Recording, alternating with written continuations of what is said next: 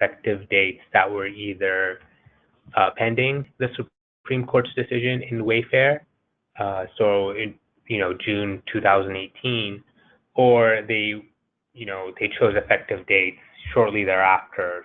Some start in October, some start in January. So many states anticipated that the Supreme Court would make a decision, in deciding on, whether to keep the physical presence standard or not. So they already had laws on the books ready that they wanted to enforce as soon as the decision came out.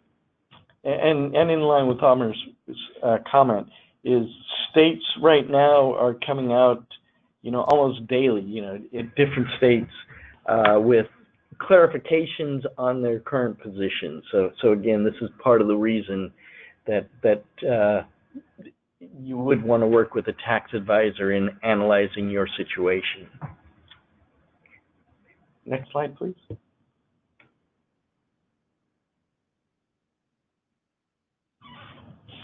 So as I said, the intent of these laws were to make the playing field more even.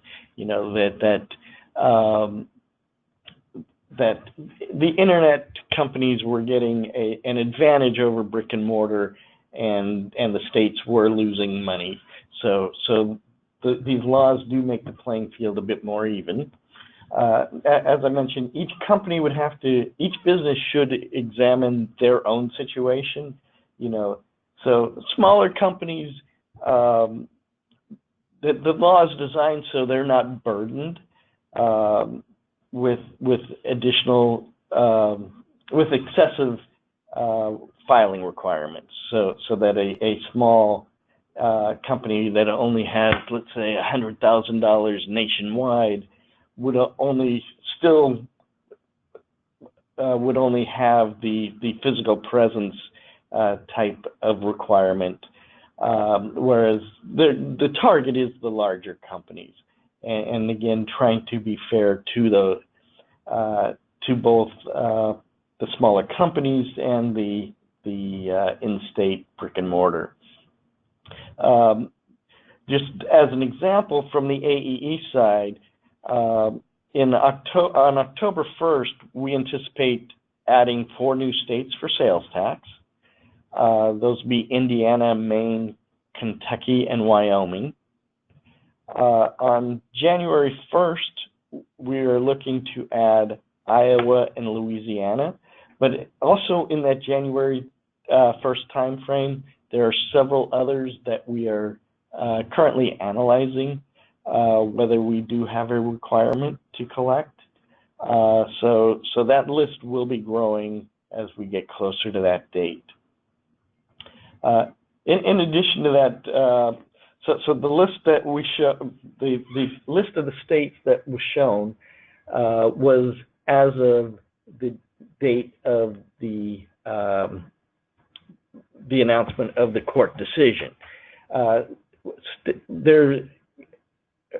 The number of states are considering adding their own economic nexus standards. There's announcements almost every day. Some of them are pending. Some of them have been putting things in place for future dates. So it is a big moving target at this point. The states do see this as an opening, again, to capture what they feel is missing tax revenues. So it wouldn't be surprising if almost every state eventually has something of this nature.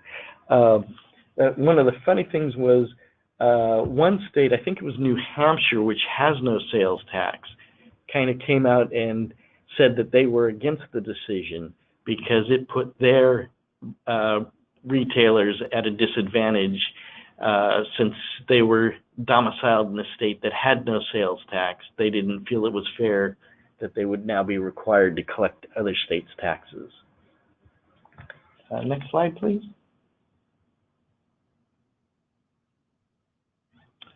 So the AEE systems, the AEE sales tax system is designed to tax our customers unless we have them set up as an exempt customer. And this is done in two ways for the most part.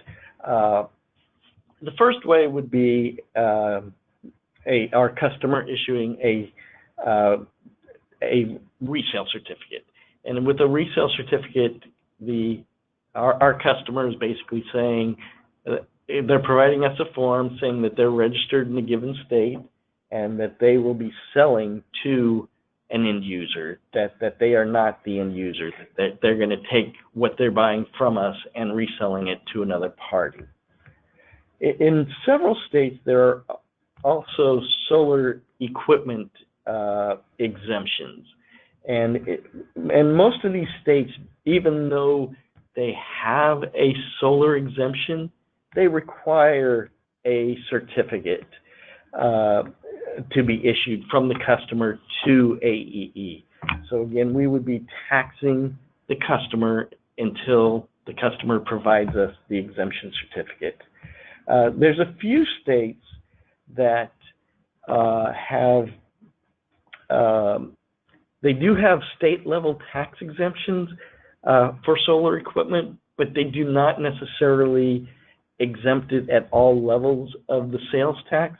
So in the states of Arizona, Colorado, and New York, some of the cities and counties collect tax, even though the state itself does not tax the transaction. So in those states, shipments to specific areas would have some tax, even if the customer provided an exemption certificate, a solar energy exemption certificate. Next slide, please.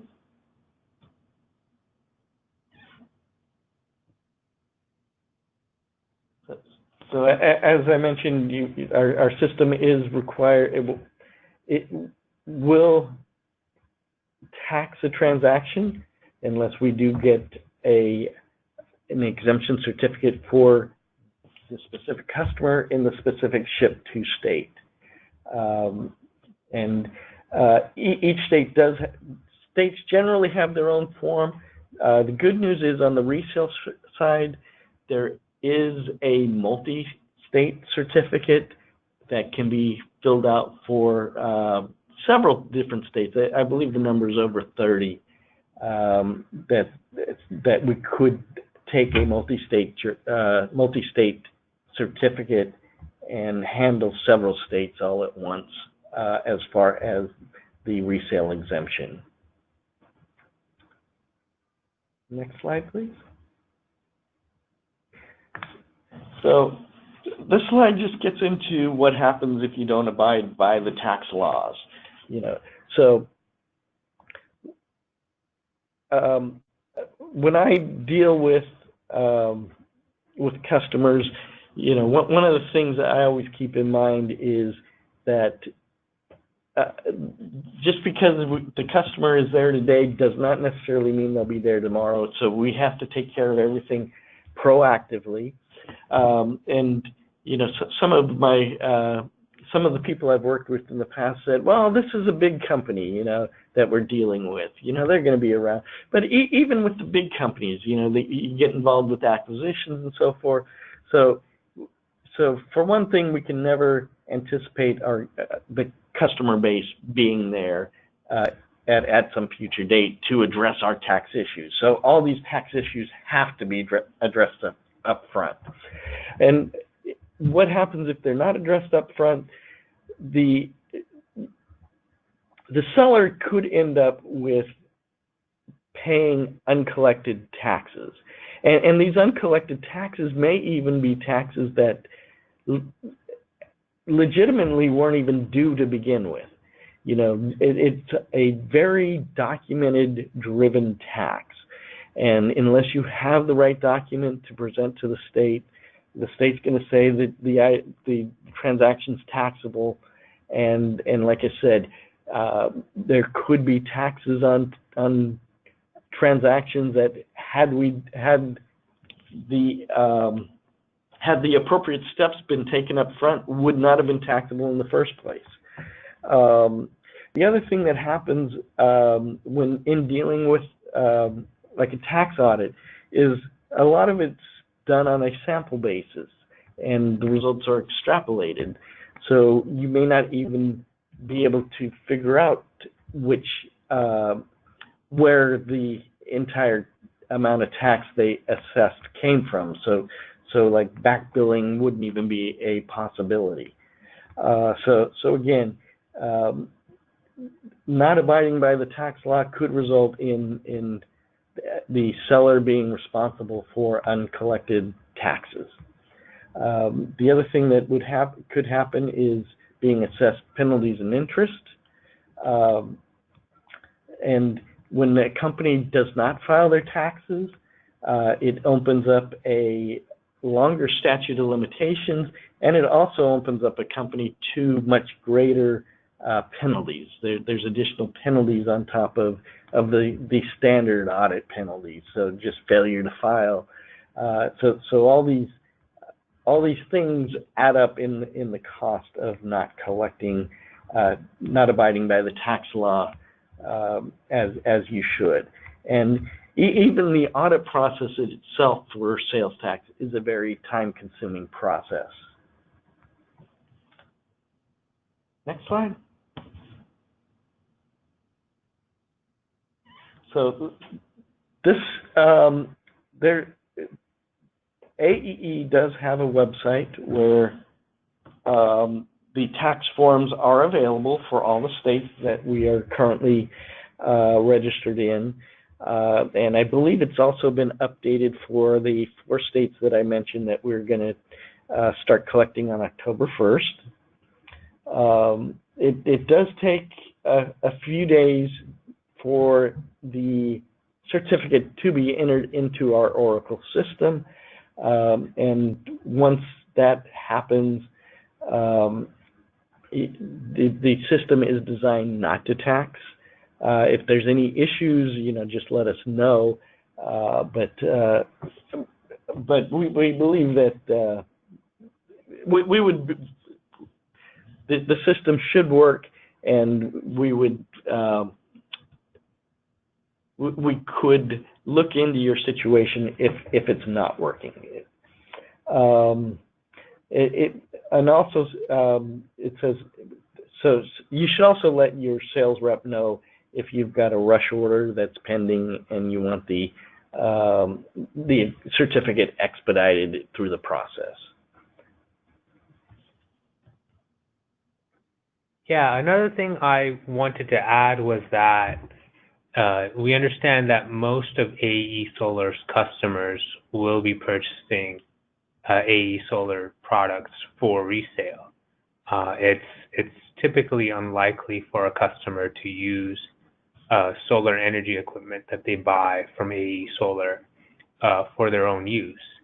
And beyond that, a lot of states have exemptions for solar energy equipment, the kind that AE Solar sells. So we just want to emphasize that, if you feel like you qualify for either an exemption as a reseller, or if you qualify for a specific state solar energy exemption, there shouldn't really be any reason for you to pay sales tax, so long as we do receive the documentation that we need to remove the sales tax from your order.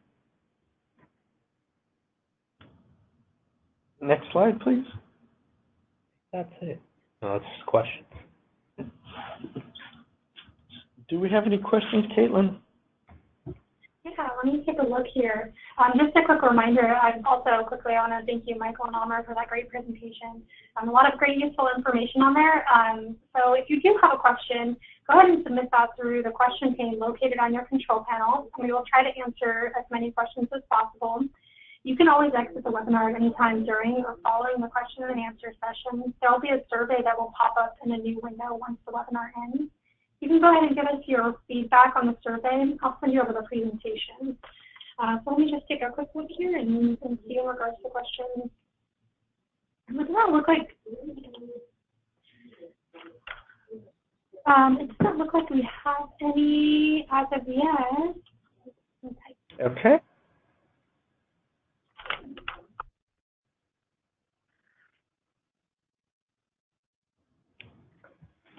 Yeah, so we don't have any questions that have come in. Just a reminder that the presentation will be sent out to you once you go ahead and do the survey that pops up. And again, I want to thank you, Michael and Amr. That concludes the question and answer. Oh, sorry, one popped in here. This is from Igor. I am a reseller. Oh, I am as a seller required to collect tax from the state for which I don't have a sales certificate for. So he's asking if he has to collect tax from a state where he doesn't have a sales certificate for. So I'm guessing that he has. Maybe Igor, you can chime in with that, but.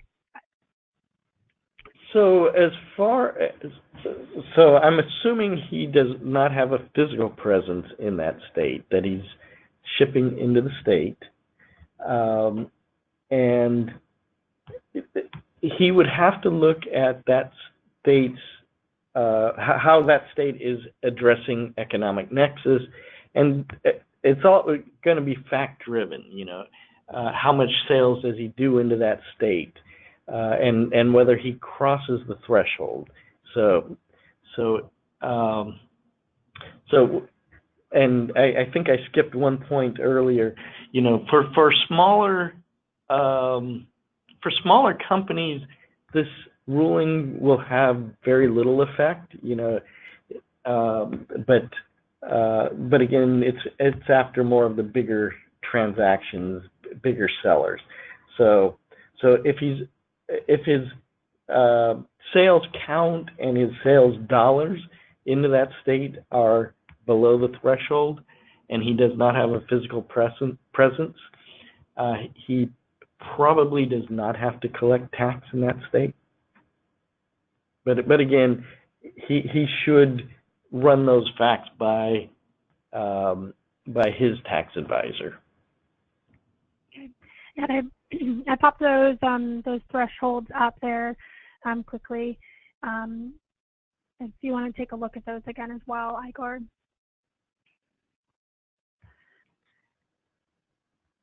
So it looks like that is it in regards to the questions. So again, thank you, Michael and Amr. That concludes the question and answer portion of the webinar. Thank you all for joining us for the presentation, Sales Tax After the Wayfair Decision and How It Impacts You. Join us next week for our webinar, Battery Backup Retrofix, and check out our website for more training opportunities with AEE Solar. Have a great weekend, and thank you for doing business with AEE Solar. Thank you. Thank you, guys.